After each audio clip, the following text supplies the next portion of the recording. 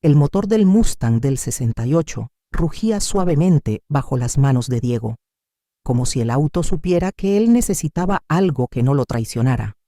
En su taller en Miami, rodeado de herramientas y el olor a pintura fresca, Diego pulía una pieza del carburador con la misma precisión con la que organizaba su vida. A sus 32 años, era conocido por su paciencia. Restauraba autos clásicos como si cada tornillo contara una historia. Pero esa noche, algo en el aire se sentía fuera de lugar. Valeria, su esposa, había salido temprano. «Voy con una amiga, vuelvo pronto», dijo mientras tomaba las llaves del auto y dejaba un beso rápido en la mejilla de Diego.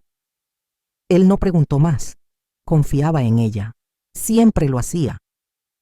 En cambio, se quedó en el taller, ajustando el motor hasta que el reloj marcó las 10. El teléfono vibró en su bolsillo. Un mensaje de Valeria. «En casa de Sofía me quedo un rato, no te preocupes». Diego frunció el ceño. No era la primera vez que salía sin dar detalles, pero algo en el tono del mensaje lo inquietó. Decidió revisar su aplicación de mapas compartida, algo que usaban para coordinar viajes o encontrar el auto en estacionamientos abarrotados. No lo hacía por desconfianza, o al menos eso se dijo. Deslizó el dedo por la pantalla y vio el historial de ubicaciones de Valeria. Su corazón dio un vuelco. Los últimos 3 jueves, su teléfono registró visitas a un motel en Key Biscayne, siempre a la misma hora, 8:00 p.m. a 11:00 p.m. Diego dejó caer la llave inglesa que sostenía. El sonido metálico contra el concreto resonó en el taller vacío. No quiso asumir lo peor. Tal vez era un error, un glitch de la app. Valeria siempre tenía una explicación, como cuando olvidaba responder mensajes o llegaba tarde del trabajo. Pero mientras miraba la pantalla, un recuerdo lo golpeó. La semana pasada, había visto un comentario en una foto de Instagram de Valeria, una selfie en el gimnasio. «Estás increíble, Val. Café pronto», decía el comentario, firmado por un tal Carlos 87. Diego no le dio importancia entonces. Valeria trabajaba con docenas de personas. Pero ahora, el nombre Carlos parecía encajar en el rompecabezas de una manera que no quería aceptar. Sin pensarlo demasiado, Diego abrió el chat con Valeria. Sus dedos dudaron sobre el teclado, pero finalmente escribió: «Dile hola a Carlos de mi parte». Presionó enviar y bloqueó el teléfono. No esperaba una respuesta inmediata, pero el silencio que siguió fue ensordecedor. Pasaron 10 minutos, luego 20. Nada. Diego regresó al Mustang, intentando concentrarse en el motor, pero sus manos temblaban. Entonces el teléfono vibró. Una llamada de Valeria, luego otra y otra. 7 llamadas en 15 minutos sin dejar un solo mensaje de voz. Diego no contestó. No porque estuviera enojado, sino porque temía lo que confirmaría si lo hacía. Cerró el taller y condujo hasta su apartamento en Coconut Grove. La ciudad brillaba con luces de neón, pero Diego solo veía la pantalla de su teléfono, que seguía en silencio. Al llegar, se sentó en el sofá con una cerveza tibia en la mano. No la bebió, solo la sostuvo, como si pudiera anclar sus pensamientos. Entonces, un mensaje nuevo apareció, pero no era de Valeria. Era un número desconocido. «Diego, soy Sofía, del trabajo de Valeria. No debería escribirte, pero necesitas saber algo. Reúnete conmigo mañana en el café de Lincoln Road, a las 9, por favor». Diego leyó el mensaje 3 veces. Sofía. La recordaba vagamente, una colega tranquila, siempre con un cuaderno en las reuniones. Valeria la había mencionado alguna vez, diciendo que era demasiado curiosa. Ahora, esa curiosidad parecía ser su única pista. ¿Qué podía ser tan urgente? Diego respondió con un simple «ok» y dejó el teléfono. No durmió esa noche. En su mente, las piezas comenzaban a encajar, pero el panorama que formaban era uno que no estaba seguro de querer ver. Al amanecer, mientras revisaba el Instagram de Valeria, Diego encontró una historia archivada, Era una foto en un bar de Key Biscayne, tomada hace 2 semanas. Valeria sonreía, con un cóctel en la mano, y detrás de ella, apenas visible, estaba Carlos, riendo con un grupo de colegas. Pero lo que hizo que Diego contuviera el aliento fue que el comentario que ella misma había respondido. Noche épica. Gracias por estar ahí, sé. Diego cerró la aplicación. No necesitaba más pruebas. Algo dentro de él se rompió, pero no era su corazón. Era la ilusión de que todo estaba bien. El café en Lincoln Road olía a espresso y decisiones difíciles. Diego llegó temprano, eligiendo una mesa junto a la ventana para ver quién entraba. Sus manos tamborileaban sobre la superficie de madera, un hábito nervioso que no recordaba tener. A las 9:03 Sofía cruzó la puerta, escaneando el lugar hasta que sus ojos se encontraron con los de Diego.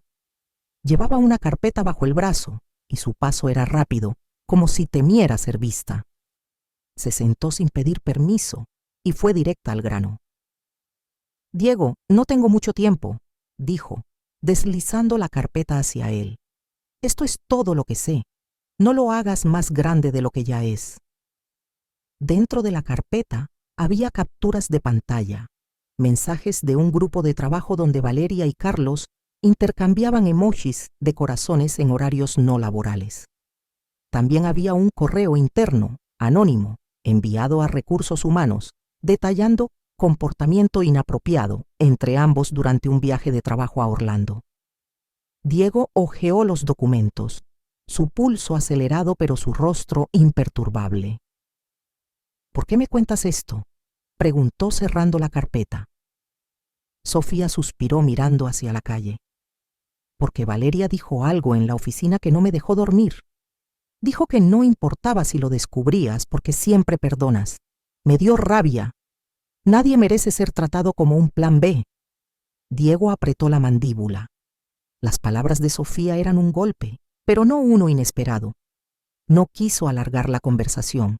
Agradeció a Sofía con un gesto y salió del café, la carpeta bajo el brazo como una bomba de tiempo.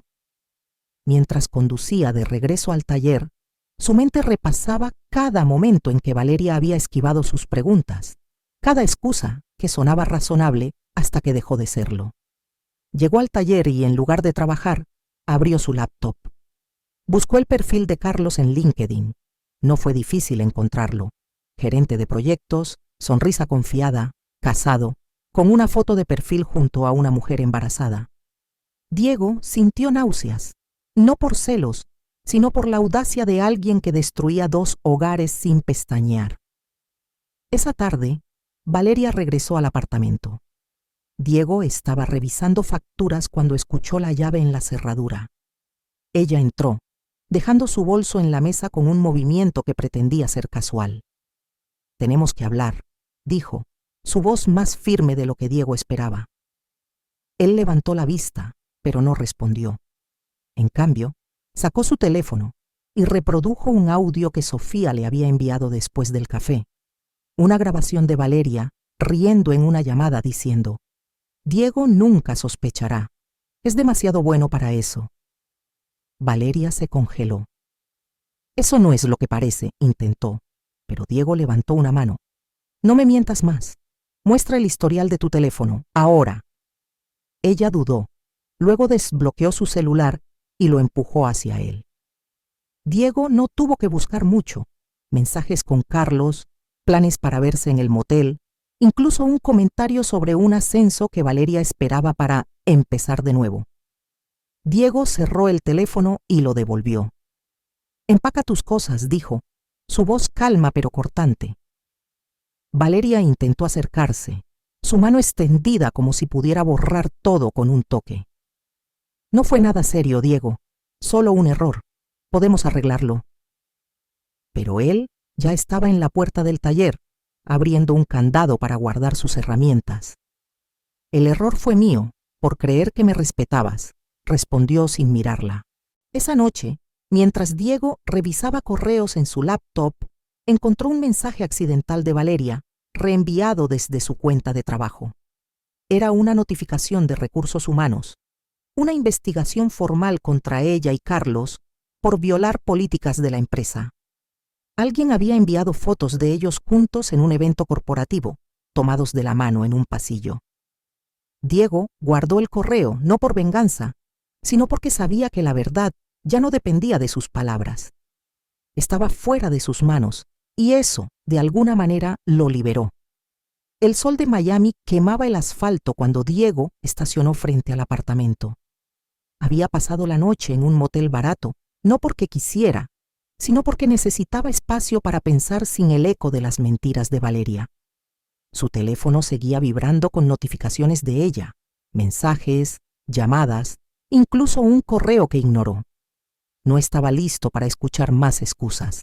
En cambio, cargó la carpeta que Sofía le había dado y una decisión que pesaba más que cualquier herramienta en su taller. Entró al apartamento con pasos firmes. Valeria estaba en la cocina, sosteniendo una taza de café que no bebía, sus manos temblando ligeramente al verlo. Diego no le dio tiempo a hablar. Colocó la carpeta sobre la mesa y sacó una sola hoja. Una captura de pantalla de un mensaje entre ella y Carlos, donde planeaban un fin de semana en Los Cayos, mientras Diego estaba en un evento de autos clásicos. «Explícamelo», dijo, su voz tan afilada que cortaba el aire. Valeria abrió la boca, pero las palabras se le atoraron. «No quería hacerte daño», murmuró finalmente, dejando la taza. Diego soltó una risa seca, no por diversión, sino porque la frase sonaba como un guión gastado. «No me hiciste daño, me hiciste darme cuenta», respondió. Sacó su teléfono y le mostró una foto que Sofía le había enviado anoche, Valeria y Carlos en un bar, sus manos entrelazadas bajo una mesa, captados por una cámara de seguridad. «Esto no es un error, esto es una elección». Ella intentó acercarse, pero Diego dio un paso atrás. «No necesito más pruebas, Valeria. Solo quiero la verdad». «¿Por qué?» Por un momento, ella pareció desarmada, como si la pregunta la hubiera sorprendido. Luego, con voz baja, confesó: «Carlos me hacía sentir libre. Contigo todo era tan perfecto, tan planeado. Me sentía atrapada». Diego apretó los puños, pero no alzó la voz. «¿Atrapada? Yo te di todo. Tiempo, espacio, confianza. Y tú lo cambiaste por un motel barato y un hombre que ni siquiera te respeta». Valeria se derrumbó en una silla cubriéndose el rostro. Diego no se movió. No iba a consolarla. En cambio, tomó una caja de cartón que había traído del taller y comenzó a guardar sus cosas. Una laptop, un par de llaves inglesas, un cuaderno donde anotaba ideas para restaurar autos. Cada movimiento era deliberado, como si estuviera desmantelando los últimos restos de su vida juntos. Entonces el teléfono de Valeria vibró sobre la mesa. Diego lo vio antes que ella. Un mensaje de Carlos. «No podemos seguir. Mi esposa lo sabe. Lo siento». Valeria lo leyó y su respiración se entrecortó. Diego no dijo nada, pero la ironía lo golpeó. Carlos, el hombre por el que ella arriesgó todo, ya estaba huyendo.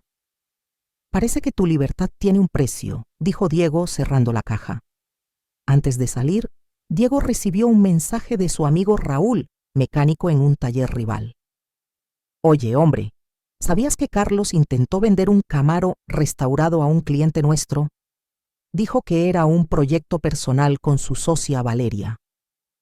Diego sintió una punzada en el pecho. No solo lo habían traicionado en su matrimonio. Valeria y Carlos habían usado su pasión por los autos clásicos para financiar sus escapadas, vendiendo un vehículo que Diego reconoció como uno en el que había ayudado a Valeria a trabajar meses atrás. La traición era más profunda de lo que imaginaba, y ahora sabía que no solo era personal, sino también profesional. Diego tomó la caja y salió sin despedirse. Mientras conducía hacia el taller, el peso en su pecho no era dolor, sino determinación. No iba a dejar que esto lo definiera. Pero primero, necesitaba asegurarse de que Valeria enfrentara las consecuencias, no por venganza, sino porque la verdad merecía salir a la luz. El taller de Diego en Miami vibraba con el sonido de un taladro y el rugido de un motor en prueba. Era su refugio, el lugar donde las piezas encajaban sin mentiras. Diego lijaba la carrocería de un Camaro del 69, pero su mente estaba en otro lugar. Habían pasado 3 días desde que dejó a Valeria en el apartamento, y aunque no había vuelto a contactarla, su teléfono seguía acumulando mensajes suyos, promesas de cambio, súplicas por una conversación. Él los leía, pero no respondía. No porque estuviera herido, sino porque ya no confiaba en sus palabras. Esa mañana, mientras ajustaba un carburador, Raúl entró al taller con una tablet en la mano. «Tienes que ver esto, Diego», dijo, mostrando una publicación en un foro local de autos clásicos. Era un anuncio de un Camaro restaurado, idéntico al que Diego y Valeria habían trabajado juntos el año pasado. El vendedor, Carlos Torres. El precio era ridículamente bajo, como si alguien quisiera deshacerse de él rápido. Diego sintió una chispa de indignación. No solo le habían robado su matrimonio, sino también su trabajo, su pasión. Sin dudarlo, Diego contactó al administrador del foro, un viejo amigo del circuito de autos. Le pidió rastrear el anuncio. Horas después, recibió un correo con detalles. El Camaro había sido registrado a nombre de Valeria, pero transferido a Carlos en una transacción no declarada. Diego revisó los registros de su taller y encontró facturas de piezas que él mismo había comprado para ese proyecto. La traición ahora tenía un valor en dólares y cada centavo ardía en su pecho. Decidió actuar, no con gritos ni confrontaciones, sino con hechos. Fue a la oficina de un abogado en Coral Gables, un conocido de Raúl, que manejaba casos de propiedad. Diego presentó las facturas, los mensajes de texto donde Valeria confirmaba su colaboración en el Camaro y el historial de transferencias. «No quiero vengarme», explicó Diego. «Solo quiero que esto sea justo». El abogado asintió y redactó una demanda civil por apropiación indebida de propiedad. Diego firmó los documentos con mano firme, sabiendo que esto no solo recuperaría el valor del auto, sino que expondría a Valeria y Carlos ante un sistema que no aceptaba excusas. Esa noche, mientras revisaba correos en su laptop, uno nuevo apareció en su bandeja. Era de recursos humanos de la empresa de Valeria, reenviado por error desde su cuenta personal. El mensaje confirmaba la suspensión de Valeria y Carlos, mientras se investigaba el uso de fondos corporativos para gastos personales durante sus escapadas. Diego guardó el correo no por satisfacción, sino como prueba adicional. La red que ellos mismos tejieron comenzaba a apretarse. Al día siguiente, Diego recibió una llamada de un número desconocido. Era la hermana de Valeria, Camila, hablando desde un café en Key Biscayne. «Diego, ella está destrozada. Perdió su trabajo. Carlos no quiere saber nada. Por favor, habla con ella». Diego escuchó en silencio. Luego respondió: «Camila, no soy yo quien debe arreglar su vida ahora. Ella eligió este camino». Colgó antes de que la culpa pudiera colarse en su voz. Mientras Diego cerraba el taller, recibió un mensaje de texto de un número no guardado.